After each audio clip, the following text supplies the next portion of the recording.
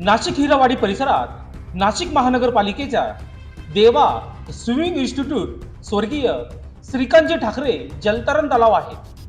या जलतरण तलावात नाशिकमध्ये उन्हाळ्याच्या सुट्ट्यात पाहुणा म्हणून आलेला श्रीनीत रतनराव धुमाळ वय वर्ष 41 हे जलतरण तलाव येथे पोहण्यासाठी गेले असता जलतरण तलावामध्ये एक राऊंड मारल्यानंतर दुसऱ्या राऊंडला जलतरण तलावाच्या खोलीचा अंदाज न आल्याने ते खोल पाण्यात जाऊन बुडाले।